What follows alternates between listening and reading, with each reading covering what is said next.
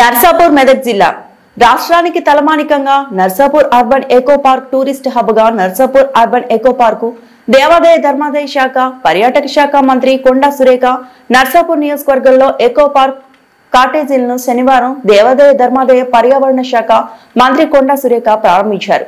తెలంగాణలో ఒక అరుదైన పార్కును ఏర్పాటు చేయడం సంతోషంగా ఉందన్నారు. పర్యావరణ పరిరక్షణపై ప్రభుత్వం ప్రత్యేక దృష్టి సారిస్తోంది. ఎకో పార్క్ వంటి ప్రాజెక్టులు కొత్త తరానికి స్ఫూర్తినందించే విధంగా ఉంటాయన్నారు. ఇది యువతి యువకులకు ప్రకృతి ప్రేమను అలవరించడంలో దోహదపడుతుందని చెప్పారు. పార్కులో అరుదైన మొక్కలు ప్రత్యేక ఆకర్షణగా నిలుస్తున్నాయన్నారు. పార్కులో ఏర్పాటు చేసిన వేదికలు, లగ్జరీ సదుపాయాలు, పిక్నిక్ స్పాట్స్, ఈవెంట్స్ నిర్వహించుకునే ఫెసిలిటీలు, పచ్చదనం లాంటివి అన్ని సందర్శకులను ఆకట్టుకుంటున్నాయని తెలిపారు. ఎంపీ రఘునందన్ రావు మాట్లాడుతూ వందే మాతరం గీతంలోని సుజలాం సుఫలాం మలయజ శీతలాం పదాలలోని ఏది ఒకటి అమలవుతలేదని అన్నారు. ఎకో పార్క్ చెరువు డంపింగ్ యార్డ్ కావద్దన్నారు. గ్రామాలు పిలుస్తున్నాయి అనే నినాదం రావాలన్నారు. ప్రకృతిని ప్రేమించాలని, కాలుష్యం తగ్గించాలని పార్కు నిర్వాహకులకు సూచించారు. స్థానిక ఎమ్మెల్యే సునీత లక్ష్మారెడ్డి మాట్లాడుతూ నర్సాపూర్ నియోజకవర్గానికి అడవి ఒక ఆస్తి వరంలా అన్నారు. పార్కు వల్ల నర్సాపూర్ కు మరింత గుర్తింపు వస్తుందన్నారు. అనేది దీంట్లో ఒక ముఖ్యమైనది. వాచ్ టవర్ మీదకి ఎక్కినప్పుడు మనకు ఏదంటే ఎంతో దూరం కనిపిస్తుంది. వాచ్ టవర్ ప్రత్యేక ఆకర్షణగా ఈ యొక్క ప్రాజెక్టులో నిలిచిపోతుంది అని చెప్పడం జరుగుతుంది. మరి చుట్టుపక్కల హైదరాబాద్ ప్రాంతాల్లో చాలా చోట్ల ఇటువంటి రిసార్ట్స్ కట్టారు, కానీ వాటిని మించినలో వెళుతున్న మనకి ఇటువంటి ప్రాంతాలకు వచ్చినప్పుడు మనకు కొంత ఉపశమనం కలిగేటువంటి అవకాశం ఉంటుంది. కాబట్టి తప్పకుండా ఇక్కడ పర్యాటకుల సంఖ్య పెరుగుతుంది అనేటువంటి ఒక నమ్మకాన్ని మరి నేను వెలిబుచ్చుతా ఉన్నాను. మరి అదేవిధంగా ఇది పర్యాటక కేంద్రంగా అభివృద్ధి చెందుతుందని నేను ఖచ్చితంగా దీన్ని చెప్పగలను. మరి ఇది హైదరాబాద్ నర్సాపూర్ రోడ్డు కాబట్టి మెయిన్ రోడ్డు మీద వెళ్ళే వాళ్ళు చాలామంది చూస్తూ ఉంటారు. మళ్ళీ ఒకరి ద్వారా ఒకరికి మరి మౌత్ ప్రచారమే కాకుండా డిపార్ట్మెంట్ ద్వారా కూడా ప్రచారం కల్పించి ఇంకా ఎక్కువ మంది పర్యాటకులను ఆకర్షించడానికి మేము ప్రయత్నం చేస్తామనేది కూడా ఈ సందర్భంగా తెలియజేస్తా ఉన్నాను. హోటల్స్ చైర్మన్ ఎండి గారు చైతన్య రెడ్డి గారు, శాసనసభ్యులు కమలాపురం కడప జిల్లా, ఇంత గొప్పగా ఈ కార్యక్రమాన్ని ఏర్పాటు చేసి గౌరవ మంత్రివర్యులు శ్రీమతి కొండా సురేఖ గారు, స్థానిక శాసనసభ్యులు సునీత లక్ష్మారెడ్డి గారు, ఇక్కడికి విచ్చేసినటువంటి అధికారులు సువర్ణ మేడం, ప్రియాంక వర్గీస్ గారు, నదీం గారు, జిల్లా కలెక్టర్ గారు, డిఎఫ్ఓ గారు, ప్రింట్ ఎలక్ట్రానిక్ మీడియా మిత్రులు, ఈ కార్యక్రమంలో పాల్పంచుకుంటున్న పెద్దలందరూ కూడా నమస్కారం. సో నేను I don't want to give political భాష, ఒకటే లైన్ చెప్పదలుచుకున్నాను. నేను నవంబర్ 7వ తారీఖు రోజు ఈ దేశంలో మొట్టమొదటిసారిగా వందే మాతర గీతాన్ని భారత స్వాతంత్ర సంగ్రామం కంటే ముందు పాడింది. నవంబర్ 7. ఆ వందే మాతర గీతంలో 3 లైన్లు మనందరం గుర్తుపెట్టుకోవాలి. నర్సాపూర్, పటాన్చెరు, జిన్నారం, బొల్లారం అంతా అవి నాశనం అయిపోయినాయి. సుజలాం సుఫలాం మలయజ శీతలాం అని చెప్పుకునేటోళ్ళం. సుజలం లేకుండా పోయింది, సుఫలం మంచి పనులు అనేవి దొరకడమే పోయినాయి, సస్య శ్యామలం అనేది అరుగుల మీద పడుకునే రోజులు పోయినాయి. సో చైతన్య గారికి నాది ఒకటే ఒక రిక్వెస్ట్, మంచి రిసార్ట్ కట్టిరు, బాగా కట్టినారు, కానీ పక్కనున్న చెరువును మాత్రం డంపింగ్ యార్డ్గా మార్చొద్దు అనేది నా ఒపీనియన్. ఎందుకంటే సుజలం పాడు కావద్దు అనేది నేను కోరుకుంటా ఉన్నాను. అందరం కూడా భవిష్యత్తులో ఎకలాజికల్ ఇంబ్యాలెన్స్కి పోతా ఉన్నాం. ఏది పడితే అది కొట్టేస్తూ ఉన్నాం, ఎటు పడితే అటు నరికేస్తూ ఉన్నాం. టెక్నాలజీ పేరిట పార్కులు అభివృద్ధి చేయడానికి నేను తప్పు పట్టట్లేదు, బట్ ఎకలాజికల్ ఇంబ్యాలెన్స్ కాకుండా చూడండి.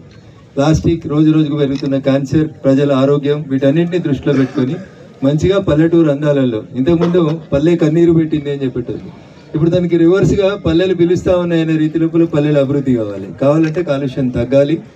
వారు రాసినటువంటి రవీంద్రనాథ్ గారు రాసినటువంటి ఆ 3 లైన్లని సుజలాం సుఫలాం మలయజ శీతలాం అనే మాటలకి చైతన్య గారు ఇక్కడ ఏం డిస్టర్బెన్స్ జరగకుండా చూడాలని, మీ రిసార్ట్ బాగా అభివృద్ధి చెందాలని మనస్ఫూర్తిగా కోరుకుంటూ, సో ఏం పెట్టినారనేది ఇప్పుడే నేను మిమ్మల్ని ప్రశ్నించాను. ఎందుకంటే it is day 1, I can't question you anything. After some days will come and see. నా రిక్వెస్ట్ మాత్రం అదొకటే, పర్యావరణాన్ని కాపాడండి, ఇబ్బంది కాకుండా చూడండి, నీళ్లు, గాలి, తినే తిండి డిస్టర్బ్ కాకుండా చూడండి.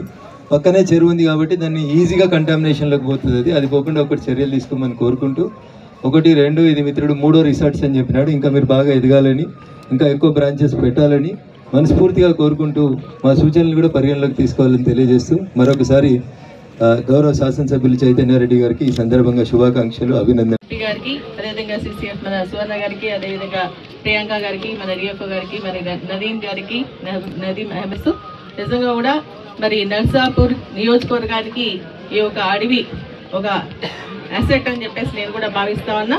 ఈ రోజు మన అర్బన్ పార్క్ లో ఉన్నటువంటి ఈ యొక్క ఇకో ఫారెస్ట్ లోని మరి ఈ యొక్క కాటేజెస్ ని ప్రారంభించుకోవడం నిజంగా కూడా చాలా చాలా సంతోషంగా ఉందని చెప్పేసి కూడా నేను తెలియజేస్తా ఉన్నాను. గతంలో ఏంటంటే ఫారెస్ట్ నర్సాపూర్ ఫారెస్ట్ కూడా ఒక ప్రత్యేకత ఉంది. గతంలో ఏంటంటే చాలా మంది సినీకి సంబంధించినటువంటి వాళ్ళంతా కూడా ఇక్కడ షూటింగ్స్ చేసుకోవడానికి వచ్చేవాళ్ళు. కానీ రాను రాను ఏమైపోయిందంటే కొంచెం తగ్గుతూ వచ్చింది. కానీ గతంలో మన కేసీఆర్ గారు లాస్ట్ టైం ఇక్కడ హరితహారానికి విచ్చేసినప్పుడు మనం అందరం కూడా చూడడం జరిగింది. ఈ యొక్క అర్బన్ ఫారెస్ట్ ని డెవలప్ చేయాలని ఒక ఆలోచనతో దీనికి ప్రత్యేకమైన నిధులు కేటాయించి ఈ యొక్క 1752 హెక్టార్లు ఉన్నటువంటి ఈ యొక్క ఫారెస్ట్ ని మరి రీజెన్యువేట్ చేసే విధంగా కార్యక్రమాలు చేపట్టడం.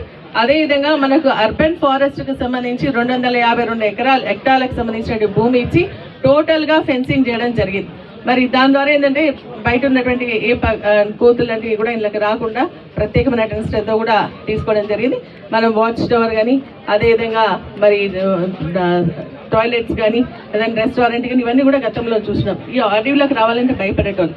కానీ ఇది అయిపోయిన తర్వాత ఏమైందంటే హైదరాబాద్ నుంచి ఎక్కువ ఫారెస్ట్ మనము అర్బన్ ఫారెస్ట్ డెవలప్ చేసిన తర్వాత హైదరాబాద్ నుంచి చూస్తా ఉన్నాం. సాటర్డే సండే హాలిడేస్ రోజు చాలా మంది పిల్లల్ని తీసుకొని మరి యొక్క ఫారెస్ట్ రావడం జరుగుతుంది. దీంట్లో మరి గడిపి వెళ్తా ఉన్నారు. అంటే వాళ్ళ ఆనందం ఈ యొక్క చుట్టూ ఉన్నటువంటి వాతావరణం అటువంటి ఉంది. ఇక్కడ ఒక చెరువు ఉంది, పక్కన మన కొండలు గుట్టలు ఉన్నాయి, మంచి అడవి ఉంది.